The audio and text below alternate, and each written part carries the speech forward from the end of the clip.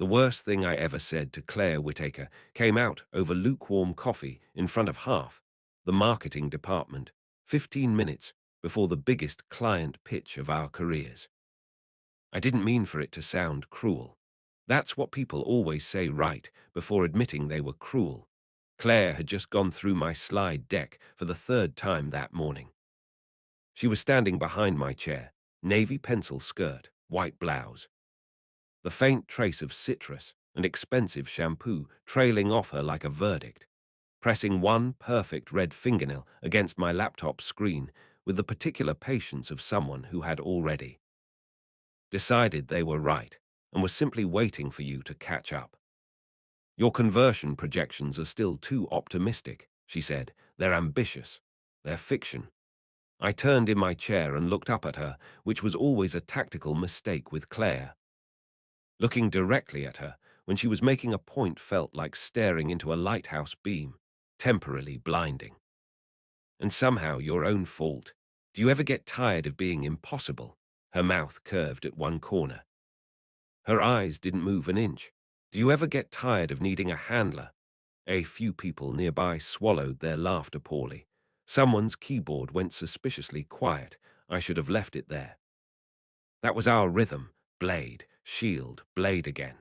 And it had served us both reasonably well for 2 years at Hartwell and Lane, a mid-sized ad agency in Boston, where everyone pretended not to be watching us like it was the best free entertainment they were going to get on a Tuesday. We had our steps. We knew our parts. The whole office had quietly accepted it the way you accept the sound of the HVAC system, ever-present, oddly comforting, occasionally too loud. But I was 30 years old running on 4 hours of sleep, too much misplaced pride, and the genuinely dangerous conviction that if a woman irritated you to that precise, specific degree, it absolutely, categorically did not mean you had memorized the way she tucked a loose strand of hair behind her ear when she was working through a problem. So I smiled, and I said, "Claire, no one is ever going to put up with you." The room went quiet, not the polite quiet of people pretending not to listen. The other kind, fast and sharp, the way rooms go silent when a joke swings wide and lands somewhere soft and unintended. Claire's expression didn't change. She just looked at me, steady and still, in the way she sometimes looked at a creative brief she found deeply beneath her, not with anger, but with a kind of patient, almost clinical assessment. Then she leaned in, close enough that only I would hear. "You do," she said quietly. And just like that, the joke turned to ash in my throat. My name is Bennett Hayes. I was a senior strategist at Hartwell and Lane, which meant I was paid to sound composed while internally running disaster simulations on a near-constant loop. I liked clean timelines. I liked coffee that was actually hot. I liked people who said exactly what they meant without requiring translation. Claire said what she meant the way other people filed legal documents, precisely, permanently, with zero ambiguity about where you stood. She was 28, our lead creative director, and the only person in the building who could make me feel underdressed while I was standing in a tailored suit. She wore her dark hair in a twist most days, had grey-green eyes that found the structural weaknesses in a room within about 40 seconds of entering it, and carried a reputation for terrifying interns into becoming genuinely better at their jobs. People around the office called her cold. They were wrong. Cold people don't quietly note that you hate cilantro after hearing it mentioned exactly once at a team lunch 14 months ago and never bring it up again. Cold people don't stay past midnight helping a junior designer rebuild a portfolio before a review that isn't even their responsibility. Cold people don't relocate the office candy bowl 3 desks away from yours after silently clocking that you stress-eat chocolate like a raccoon who has found an unattended dumpster. Claire wasn't cold. She was guarded. She had built something careful and precise around herself, and I had apparently just walked up to the gate and swung a hammer at it. "Claire," I said, lowering my voice. She straightened, gathered the printed deck from the corner of my desk with 2 hands, aligned the edges with a single smooth tap, and passed it to me with the kind of professional precision that communicated everything and revealed nothing. Clients in conference room B in 10. Then she walked away, no dramatic exit, no slammed door.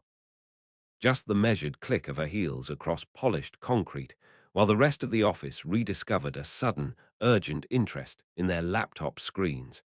Mason rolled his chair toward me.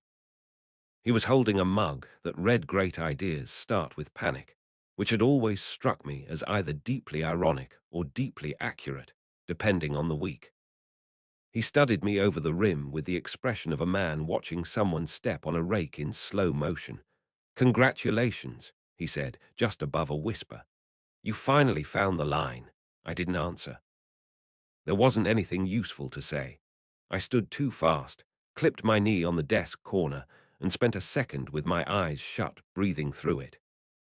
Across the office, Claire was already at the conference table, arranging storyboards with the focused calm of someone who had never been rattled in her life.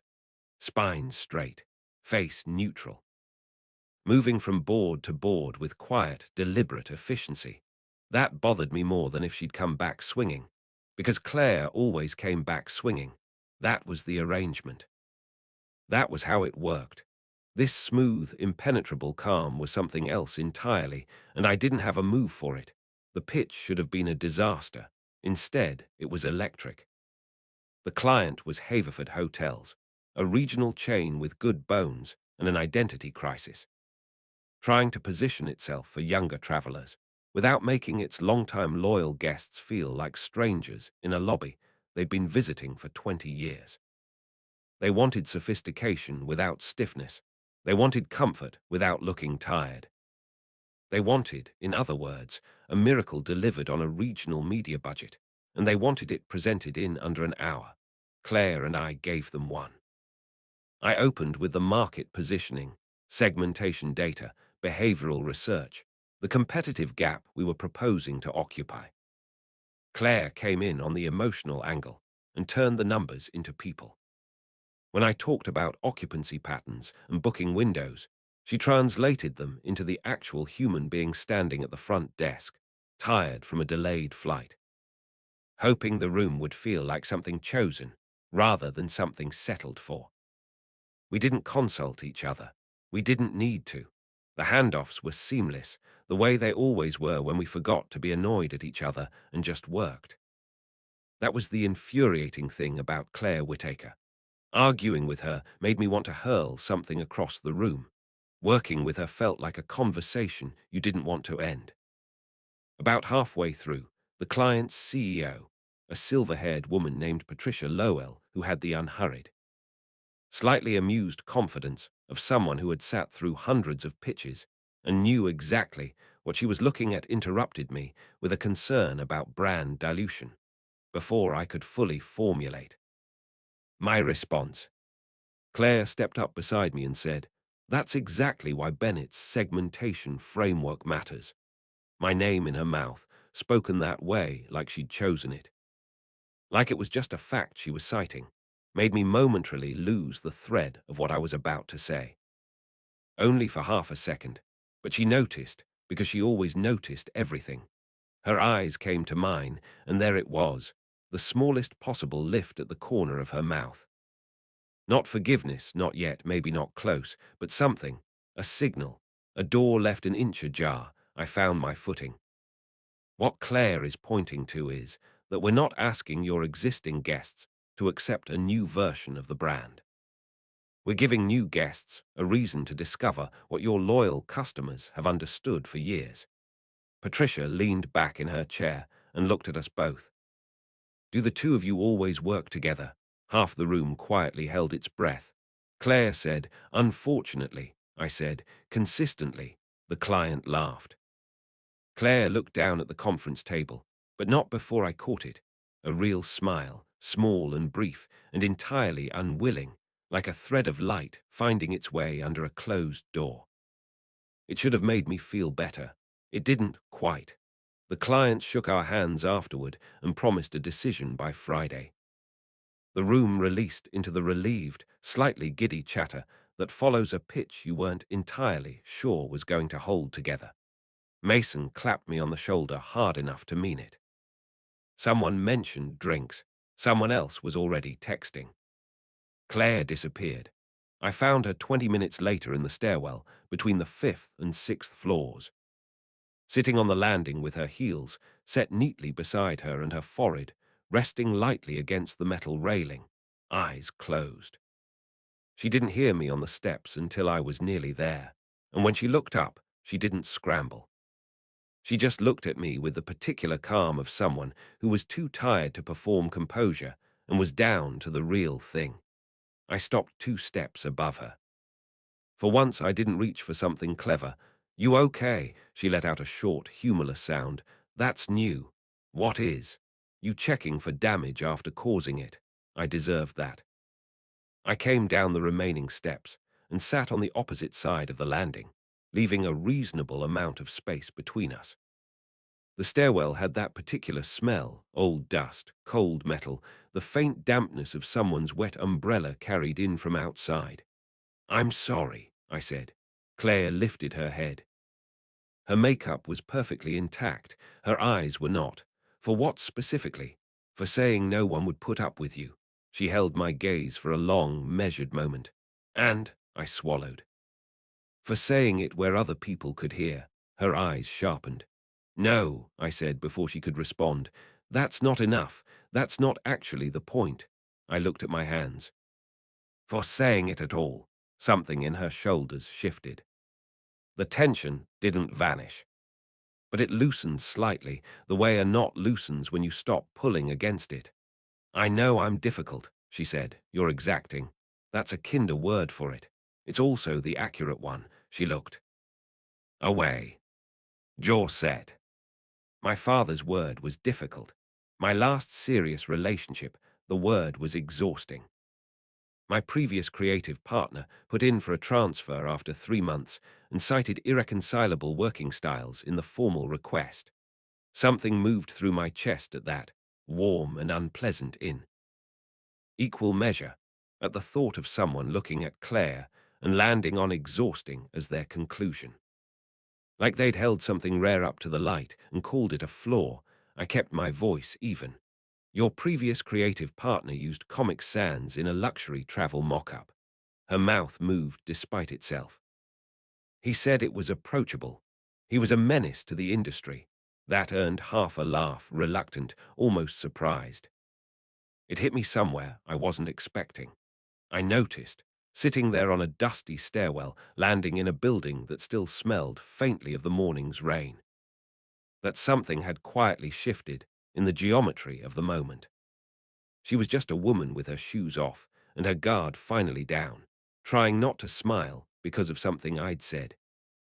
And I was the idiot who'd spent 2 years mistaking the pull toward her for friction. Claire ran her thumb slowly along the strap of one abandoned heel. "You really do put up with me, though." I looked at her directly. "No," I said. "I don't." Her expression shifted, closing, bracing for impact, a small, practiced withdrawal. "I look for you in every room," I said, before I could revise myself into something safer. "That's a different thing." The stairwell went absolutely still. Claire's eyes came to mine, and for the first time in 2 years, she had nothing ready.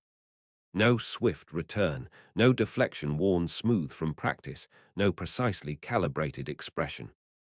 She just looked at me, sharp and uncertain at the same time, like someone trying to read a sentence in a language they almost knew.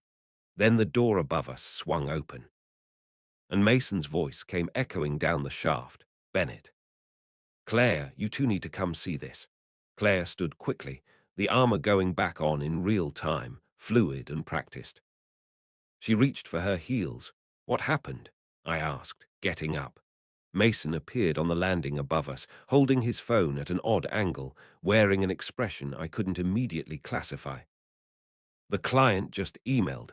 Claire straightened. "And they loved the pitch."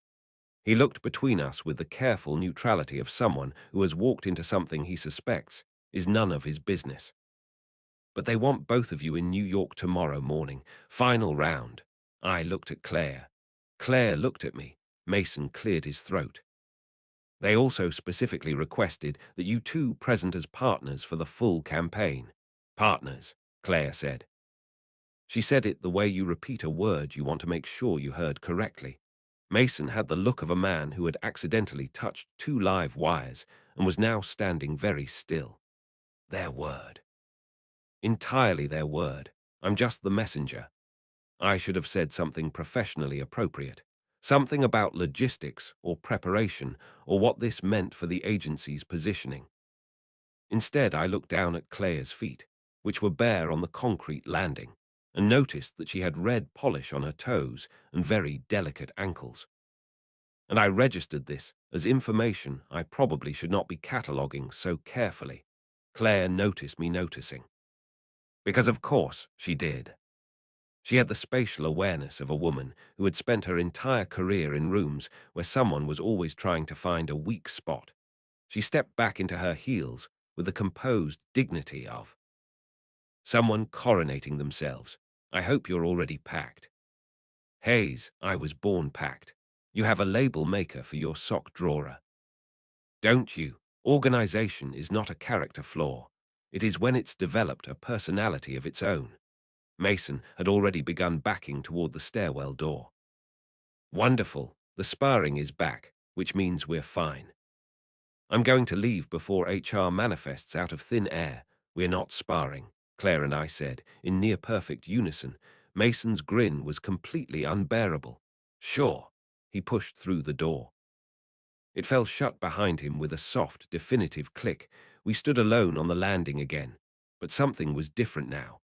The air felt closer somehow, thinner or warmer or both. As if the sentence "I look for you in every room" had decided it wasn't finished yet and was simply waiting between us, patient and immovable. Until someone acknowledged it, Claire picked up her folder from the step where she'd left it. We should go over the client notes tonight. We should. At the office. Obviously. Neither of us. Moved, finally.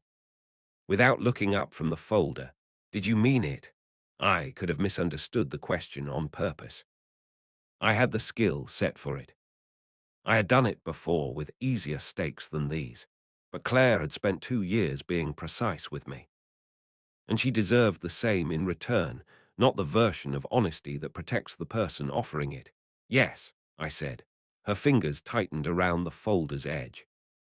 A small, involuntary thing, that's inconvenient, extremely. I'm still angry with you. You should be. She looked at me, something searching and unresolved moving behind her eyes. Not quite soft and not quite hard. You're not going to make a joke. I'm trying something different. That sounds genuinely alarming. It is. I'm emotionally under-equipped for it. The corner of her mouth lifted, just barely, just enough. At least you've identified the problem. I smiled before I could stop myself. Then she walked past me, up the stairs toward the 5th floor, close enough that the sleeve of her blazer brushed my arm. Just fabric. A moment of contact so brief it barely registered as physical. My entire nervous system took careful note of it anyway, like a court reporter transcribing something that would matter later. We took the train to New York the next morning. Not because the agency couldn't afford to book flights, they could have. Claire hated flying. I knew this because 2 years earlier, during a client trip to Philadelphia, she had gone completely silent on the short flight. Hands clenched around the armrest while pretending to read a quarterly media report upside down. I had never mentioned it, but when travel options came through, I replied first. Train's easier for working. I'll book. Claire emailed back 6 minutes later. Efficient, suspiciously considerate, I wrote. Don't get used to it. She replied, too late. I've notified the press. So at 7:10 a.m., we sat side by side on an Amtrak train leaving South Station. Our laptop bags tucked at our feet, coffee balanced on the tray table between us. Claire wore charcoal trousers, a soft cream sweater, and a camel coat folded neatly over her lap. Her hair was down for once, dark waves brushing her shoulders. I tried not to stare. I failed professionally. She looked over. Do I have something on my face? Hostility. That's been there for years. It suits you. Her brows lifted, careful haze. That sounded like a compliment. It was an observation. Coward, I laughed, and she looked pleased with herself. For the first hour we worked. We refined transitions, adjusted the deck, argued over whether belonging was too soft as a campaign theme. It's human, Claire said. It's vague. People don't book hotel rooms because of segmentation charts. No. They book because someone like me makes sure your pretty feelings reach the right people. My pretty feelings have won 8 industry awards. My segmentation charts paid for them. She leaned closer to see my screen, shoulder pressing against mine. There, she said, pointing, that line. For travelers who want to feel known, not managed. Keep that. Her hair fell forward, and I caught the scent of citrus again, softer this time. Her cheek was inches from mine. If I turned my head, my mouth would almost brush her temple. I didn't move. Claire didn't either. The train rocked gently. Outside, the grey morning blurred into water and winter trees. She whispered, "You're very still." I'm trying not to do something stupid. Her finger remained on the trackpad. Define stupid. I looked at her then. Big mistake. Up close, Claire's eyes weren't just grey-green. They had flecks of gold near the center, warm and unexpected. Something that would make it hard to finish this deck, I said. Her gaze dropped briefly to my mouth. My pulse forgot its job. Then she sat back. Professionalism, she said, voice too even. How disappointing. I let out a breath I hadn't realized I was holding. We did not talk about that, which meant we talked about everything else. Somewhere past Stamford, the Wi-Fi died, taking our shared drive with it. Claire shut her laptop with unnecessary force. Technology is a betrayal, strong stance. I trusted it. That was your first mistake. She took a sip of coffee and grimaced. This is terrible. You bought train coffee. I was vulnerable. I reached into my bag and pulled out a second paper cup from the cafe near the station. Still warm, oat milk, 1 raw sugar. Claire stared at it. I held it out. Before you accused me of poisoning you, I remembered your order. You remembered my order, against my will. She took the cup slowly like it might vanish. Bennett. Hearing my first name from her in that soft tone did something unfair to me. I also got the almond croissant you pretend not to like, I said, digging into the bag. I don't pretend. You once ate 3/4 of mine during a budget meeting. It was communal. It was in my hand. You were holding it communally. I handed it over. Her laugh was quiet, almost private. She broke the croissant in half and gave part back to me. It felt absurdly intimate, eating pastry with her from the same bag while the train carried us south, our knees occasionally brushing under the little table. After a while she said, "My ex hated this. Croissants, my work." She looked down at her coffee. "The hours, the focus, the way I get when I care about something." He said being with me felt like competing with a room full of invisible judges. I waited. Claire was not a woman you rushed into honesty. You sat still and let her decide you were safe. He wanted me softer, she said. Not kind, softer, easier to interrupt. My hand tightened around my cup. "I don't want you easier," I said. She looked at me. The words came out rougher than I intended. "I want you exactly as impossible as you are." Her eyes changed, not softened, exactly opened. "That sounds like putting up with me," she said. "No," I leaned a little closer. "That sounds like wanting you." There it was, no joke, no escape hatch, just the truth sitting between us with coffee and crumbs. Claire's lips parted. For a second, I thought she might lean in. I thought I might let myself reach for her hand. I thought maybe 2 years of arguments had only been a very inefficient way of getting here. Then the conductor announced Penn Station in 10 minutes, and Claire blinked like she'd been released from a spell. She gathered the papers too quickly. "We should focus.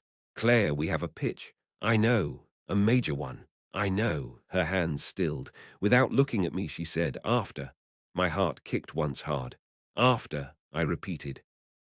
She slid the revised deck into her bag and finally met my eyes. "After the pitch," she said, color rising faintly in her cheeks. You can tell me again. I smiled slowly. Tell you what. Her expression turned dangerous, but her voice was warm. That you want me. The train slowed beneath us, brakes screaming softly as Manhattan swallowed the windows. I should have been thinking about the client, the numbers, the final round that could change both our careers.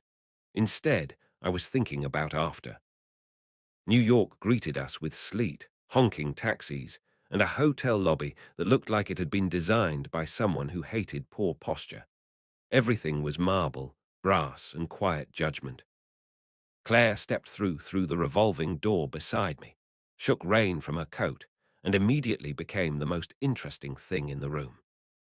I watched three men in expensive overcoats notice her. I couldn't even blame them. She glanced at me. You're scowling, I'm thinking, about murder, brand positioning, same face.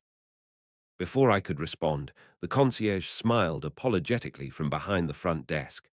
Mr. Hayes, Ms. Whittaker, welcome. We have you both confirmed, but I'm afraid one of the rooms won't be ready until later this afternoon. Claire's gaze cut to mine. I held up both hands. I booked two. I know, she said. I have receipts. I said I know. The concierge continued. We can store your luggage, of course. The conference suite is prepared for your client meeting at 11. I checked my watch. That gives us 40 minutes. Claire's expression turned brisk. Armor on. Then we need a mirror, coffee, and a flat surface. The concierge blinked. For the materials, I added. 5 minutes later, we were in a small private business lounge with our bags, two coffees, and Claire standing close enough to straighten my tie. I stopped breathing. You're not as crooked, she said. It had a difficult childhood. Hold still. Her fingers slid under the silk, tugging with gentle precision. The movement brought her close, too close for my common sense. I could see the faint line of concentration between her brows, the raindrop caught near her hairline. There, she said softly, but she didn't step back. Neither did I. You know, I said, voice low, if you keep touching me before presentations, my performance may become dependent on it. Her eyes lifted. I'm willing to risk your downfall. For the good of the work. For science. My hands itched to settle at her waist. Instead, I reached up and brushed the raindrop from her temple with my thumb. Claire went very still. It was such a small touch, barely anything, but her breath caught, and the sound made the whole room narrow to the space between us. Bennett, she whispered. A knock hit the glass door. We sprang apart like guilty teenagers. Mason's face appeared through the glass. Why he had come to New York with the junior analytics team and why the universe hated me remained unclear. He opened the door. Tell me you two are ready. Claire picked up a folder.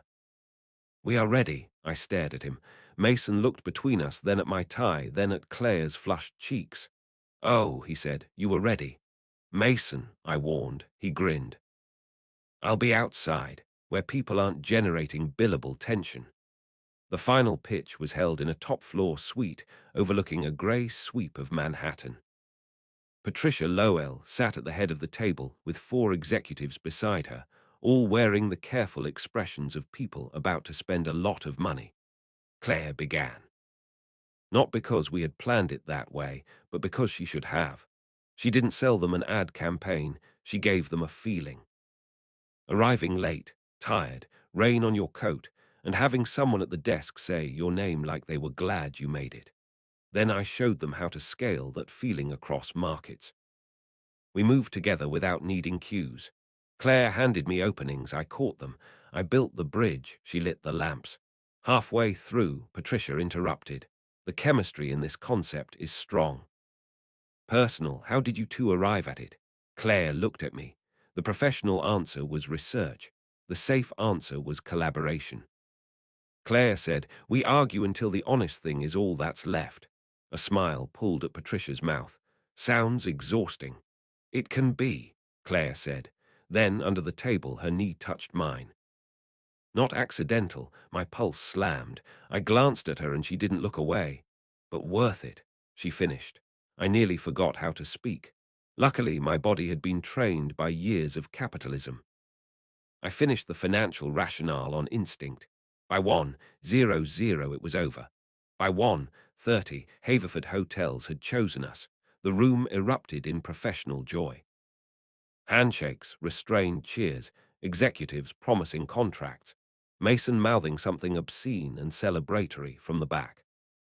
Claire stood very still for half a second as if she didn't trust good news on first contact. Then she turned to me.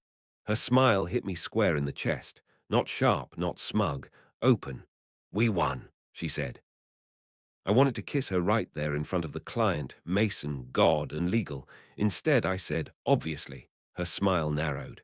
"Don't ruin it." "Never." Afterward, the team scattered. Mason took analytics to celebratory burgers. Patricia's assistant sent contract timelines. The hotel finally had both rooms ready. Claire and I found ourselves alone in the elevator, rising toward the 23rd floor with our bags at our feet and the city glittering wet beyond the glass. No laptops, no audience, no deck between us. Just after, Claire watched the floor numbers change. "You owe me something." "I do. You were going to tell me again." I turned toward her. She kept facing forward, but I saw the nervous movement of her throat as she swallowed. The elevator hummed. "I want you," I said. Her eyes closed briefly. I stepped closer. "Not because you're convenient. You are the least convenient woman I've ever met." That earned a tiny laugh. "Not because we work well together, though we do. Not because arguing with you is the best part of my day, which is a deeply troubling thing to admit." She turned her head then. I lowered my voice. "I want you when you're impossible. I want you when you're brilliant. I want you when you're standing behind my chair, telling me my projections are fantasy. I want you when you're quiet because someone taught you that being loved meant being tolerated." Her eyes shone. "I don't tolerate you, Claire." The elevator stopped on our floor with a soft chime. The doors opened. Neither of us moved. Then Claire reached out and took my hand. Her fingers slid between mine, cool from the rain earlier, fitting there like they had been waiting. "Good," she said, voice unsteady, "because I don't want to be tolerated." I tightened my hand around hers. "What do you want?" She looked at me for one long, brave second. "To be chosen," she said. The words undid me. I stepped out of the elevator with her still holding her hand, and we walked down the quiet hallway to our rooms like that. Slow, certain, terrifying. Her room came first. She stopped outside the door but didn't let go. "We should celebrate," I said, her mouth curved. "Is that your best invitation?" "I'm under emotional strain." "Try harder." I took a breath. "Have dinner with me tonight, not with the team, not as partners on a pitch with me." Claire's thumb moved once over my knuckle. "A date," she said. "Yes." Her smile trembled at the edges like she was trying not to show how much the word mattered. "Okay," she said. "A date." I leaned in slowly, giving her every chance to retreat. She didn't. Her free hand rose to my lapel, and she pulled me the last inch. The kiss was soft at first. Careful. A question asked against her mouth. Then Claire made a small sound and kissed me back like she was tired of being careful. My bag slipped off my shoulder and hit the carpet. Somewhere down the hall, a door opened. Claire broke the kiss breathless, her forehead nearly touching mine. Subtle. I've never claimed that. Her fingers were still curled in my jacket. 700. For dinner, for continuing this argument. I smiled against her cheek. I plan to win. She opened her door, stepping backward into her room with her eyes on mine. "You never do," she said. Then she shut the door softly between us. I stood in the hallway grinning like an idiot until my phone buzzed. A text from Mason. "Please tell me you sealed the deal with Haverford and not each other on company property." I looked at Claire's closed door. Then I typed back. "No comment." At 7:00, Claire opened her hotel room door wearing a black dress and the expression of a woman daring me to survive it. I did not survive it. I simply remained standing through muscle memory. The dress was simple, long-sleeved, hitting just above her knees. Nothing dramatic, nothing that should have made my brain empty itself like a tipped drawer. But it was Claire in something other than office armor, her hair loose, her mouth soft with color, one eyebrow lifting as I failed to speak. "Well," she asked. I had remarks prepared. "And they've resigned." Her smile started slowly. "That bad? That good?" For once she didn't deflect. She looked down almost shy, and that did more damage to me than the dress. "You look beautiful," I said. Claire's fingers tightened around her small clutch. "Thank you." 2 words. No blade. It felt like being trusted. The restaurant was 3 blocks away, tucked below street level, all candlelight and dark wood, and waiters who spoke like they were guarding secrets. It was the kind of place I usually avoided because the menu had too many adjectives, but Claire seemed to light it by the absurdity. "Listen to this," she said, holding the menu close to the candle. "The carrots are embers of earth, terrifying. The cod is line-caught and introspective. I refuse to eat fish with a richer inner life than mine."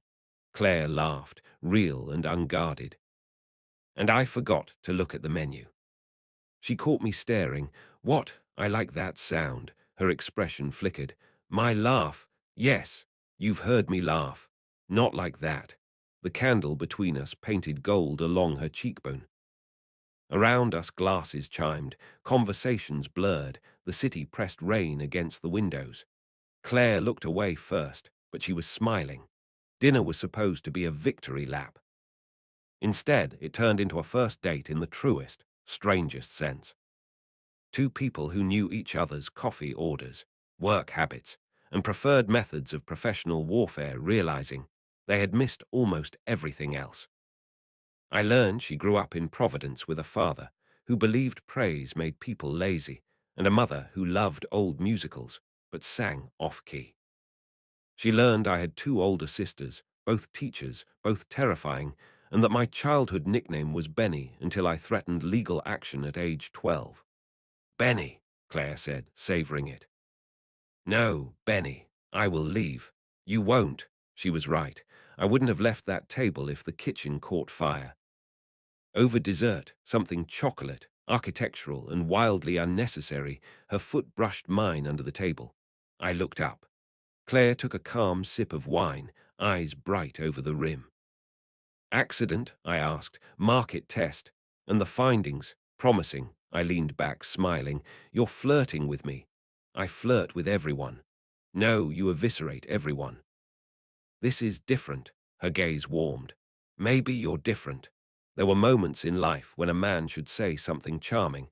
I reached across the table and took her hand. Claire went still, then turned her palm into mine. "I want to be," I said. Her thumb traced the side of my finger.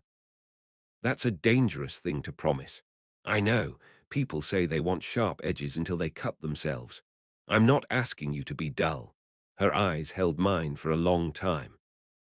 Then she whispered, "Good." We walked back to the hotel slowly, sharing my umbrella because Claire had optimistically rejected weather. The sidewalks glittered. Taxis hissed through puddles. At a crosswalk, a gust of wind shoved rain beneath the umbrella and Claire stepped closer, her shoulder tucked against my chest. I put my arm around her. Not dramatically, not possessively, just there. She fit against me with a quiet exhale that I felt more than heard. "I'm still mad about what you said," she murmured. "I know, but less, progress, and I may weaponize it in future arguments." I would expect nothing less. She tilted her face up. Rain dotted her lashes. "Bennett, yeah, kiss me before I start thinking too much." So I did. Right there on a New York sidewalk, under a black umbrella, trembling in the wind. I kissed Claire Whittaker like I had been waiting 2 years, and one terrible sentence to earn the right. Her hand slid under my coat, curling into my shirt at my side. Mine found her waist. The city moved around us, indifferent and loud, while she softened against me in a way that made my chest ache. When we broke apart, she kept her forehead against my jaw.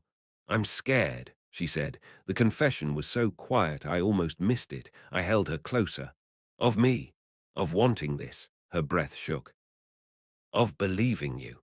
Of going back to Boston and becoming gossip. Of losing the account because people decide we're messy." Of you deciding I'm too much once this stops being candlelight and winning. I closed my eyes. There it was, the wound beneath the armor. I stepped back just enough to see her face. Claire, look at me, she did reluctantly. I can't promise we won't be complicated, I said. We work together, we fight. Mason exists. That got a weak smile. But I can promise I'm not confused. This isn't victory champagne or hotel lighting. I wanted you in conference rooms, stairwells, budget meetings, and while you were insulting my slide transitions, they deserved it. They did. And I still wanted you. Her eyes shone again, but this time she didn't hide it. I don't want to be your mistake, she said. You're not. I brushed my thumb along her cheek. You're my choice. Claire's lips parted. Then she kissed me first. There was nothing careful about it. She rose onto her toes, both hands in my coat, and kissed me with all the wanting she had been holding back. Felt it, the challenge, the fear, the relief, the yes. By the time we reached the hotel, my shirt was damp, my pulse was reckless, and Claire was smiling like a secret. The elevator ride was silent, not empty silent. Her hand remained in mine all the way to the 23rd floor. Outside her room, she turned to me. Come in for a minute. My heart punched my ribs. Claire, for a minute, she said softer. Not because we have to rush, because I don't want the night to end in a hallway. So I followed her inside. Her room was warm, dim, the curtains open to the rain-streaked city. She set her clutch down, then turned back to me with sudden nerves in her posture. I recognized that look. The instant after bravery when a person wonders if they offered too much. I crossed the room slowly and stopped in front of her. We can just talk, I said. I know, or I can leave. I know. What do you want? Claire looked at me like the question mattered more than any kiss. Then she reached for my tie, the same one she had straightened that morning, and loosened it with a small, trembling smile. I want, she said, to not be easy. I smiled and touched my forehead to hers. Thank God. Her laugh broke softly between us. I kissed her again, slow this time. No audience, no winning. Just Claire's hands at my collar and mine at her waist. The rain ticking against the glass while the two of us learned how quiet we could be together. Later, my phone buzzed on the table. Once, twice. Again, Claire pulled back, breathless. If that's Mason, I'm resigning. I glanced at the screen. Not Mason, our boss, Vivian Lane. Emergency meeting, Boston office, 9:00 a.m. tomorrow. Both of you. Claire read it over my shoulder. The warmth in her face dimmed. I set the phone face down and took her hand again. Tomorrow, I said. Tonight is still ours. Claire searched my face, then nodded. And this time, when she leaned into me, she did it like she believed me. We took the first train back to Boston before sunrise. Claire sat beside me with her head against the window, wrapped in my coat, because she'd insisted she wasn't cold, and then immediately shivered for 20 minutes. You're smug, she murmured without opening her eyes. I'm warm. You're enjoying being right. I contain multitudes. She turned her face toward me, sleepy and beautiful in the pale morning light. If Vivian fires us, I'm blaming your tie. My tie performed heroically. Your tie was on the floor. I looked at her. She looked at me, then she blushed. Claire Whittaker blushed, and I nearly proposed to her between Providence and Route 128. Instead, I took her hand under the little train table. Her fingers slid into mine like they belonged there now. Like we had crossed some invisible line, and for once neither of us planned to retreat behind sarcasm. Whatever this meeting is, I said, we handle it together. Her thumb stilled over my knuckle. Together sounds dangerous. It's your favorite kind of thing. She smiled faintly. You're learning. Vivian Lane was waiting in her glass office at 9:00 sharp, wearing a cream suit and the expression of a woman who had built an agency by never blinking first. Mason was there too, standing near the bookshelf with a paper cup of coffee and wide eyes that said, I know everything, and I am trying not to explode. Claire and I sat side by side, not touching, but close enough that I could feel the awareness of her like heat. Vivian folded her hands on the desk. Haverford signed. Claire inhaled. That's good. It is excellent. Vivian's gaze moved between us. They signed a 12-month contract with expansion options. It's the largest hospitality account we've landed in 5 years. Mason made a tiny celebratory fist. I waited. Then why does this feel like a disciplinary hearing? Because you're perceptive. Vivian leaned back. Patricia Lowell also mentioned with great amusement that the campaign's strength seemed to come from the two of you finally admitting what everyone else already knew. Claire closed her eyes. Mason coughed into his coffee. Vivian continued. So, are we dealing with a workplace complication? The room went quiet. This was the moment to be careful, to say we were exploring our feelings while maintaining professional boundaries, to file it under none of your business and hope HR had a form. But beside me, Claire's shoulders had gone rigid. I remembered her on the sidewalk in the rain. I don't want to be your mistake. I turned to Vivian. We're dealing with a relationship. Claire looked at me sharply. I met her eyes, then took the risk. One I want, I said. One I chose. And one I'm willing to handle responsibly. Claire's face changed just a little, just enough. Vivian studied me, then her. Claire sat straighter. Same, Mason whispered. Incredible testimony. Vivian didn't look at him. Mason, silent as a tomb. Claire glanced at me, and there it was again. That unwilling smile that had started everything. Vivian sighed. I'm not here to police adults, but you cannot directly evaluate each other. You cannot let personal issues affect client work. And if this becomes a drama hurricane, I will personally throw both of you into the harbor. Understood, I said. Claire nodded. Completely. One more thing. Vivian opened a folder. Haverford wants you both leading the account. Claire's hand tightened in her lap. Vivian noticed. Of course she did. You can decline. I can restructure, but frankly, the work is better when you're both in the room. I looked at Claire, not as a rival, not as a problem to solve, as the woman I wanted in every room. What do you think? I asked. Her eyes softened at the question. Then she smiled. I think your projections will need supervision. I grinned, constantly, unfortunately. Vivian rubbed her temple. Get out of my office. In the hallway, Mason blocked our path, like an overexcited golden retriever. I just want to say, he began, as someone who has suffered through 2 years of foreplay disguised as strategy meetings. Claire pointed at him. Finish that sentence, and I'll move your desk into the supply closet. He held up both hands. Blessings upon your union. I shoved him gently aside. Go work. When he left, Claire and I stood outside conference room B, the same room where I'd said the worst thing. The office buzzed around us. Phones rang, keyboards clicked.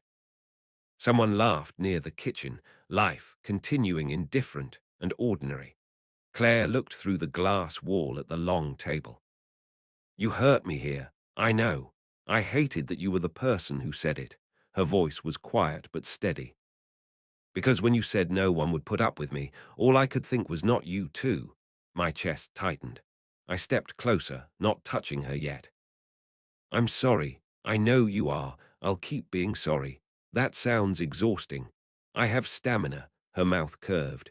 Unfortunately, I reached for her hand. This time, right there in the open office, she let me take it.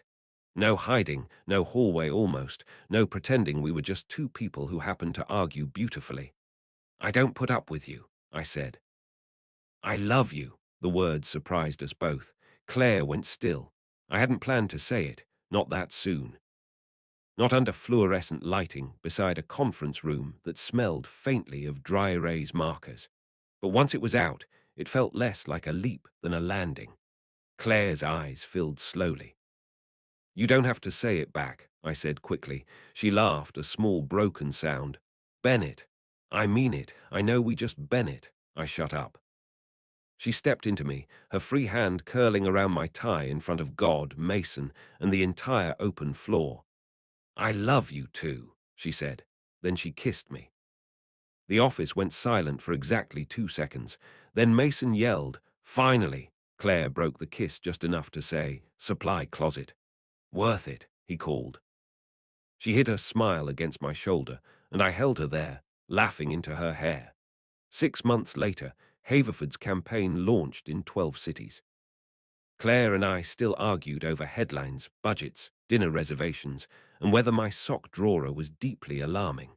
We filed the HR paperwork. We set rules. We broke exactly one of them when she kissed me in the archive room after a client approved her favorite concept. She moved into my apartment by accident at first. A sweater, then a stack of books, then the special tea she claimed tasted different if brewed in my kitchen. One Saturday, I opened my closet and found her black dress hanging beside my suits. I stood there staring until she came up behind me. "What?" she asked. "Nothing. Bennett." I turned and wrapped my arms around her. "I like finding you in my life." Her expression softened in that way I had learned was not weakness, but trust. "You're very sentimental for a man with labeled socks," she said. "You love my labeled socks." "I tolerate them." I kissed her until she admitted nothing. By the following spring, we left Hartwell and Lane and opened our own studio above a bakery in the South End. Whittaker Hayes' strategy and creative. Her name first, because she threatened to redesign my entire personality if I argued. On our first morning, Claire stood in the middle of the empty office with paint on her cheek, holding 2 coffees, and looking around like she couldn't quite believe we had built a room where neither of us had to be smaller. I took 1 cup from her, oat milk, 1 raw sugar. She noticed and smiled. Outside sunlight spilled across the floorboards. Downstairs bread was baking. Our desks faced each other by the windows, close enough for arguments, close enough for lunch, close enough for me to look up from any impossible day and find her already looking back. "No one would ever put up with me," she said softly, teasing now. I crossed the room, brushed the paint from her cheek and kissed her. "No," I said against her mouth. "Someone would love you exactly like this." What would you have done if you teased your work rival that no one would ever put up with her? And she quietly said, "You do." Have you ever experienced something similar where an argument revealed feelings you didn't expect? Tell your story in the comments. If you like this one, leave a like, subscribe, and I'll see you in the next video.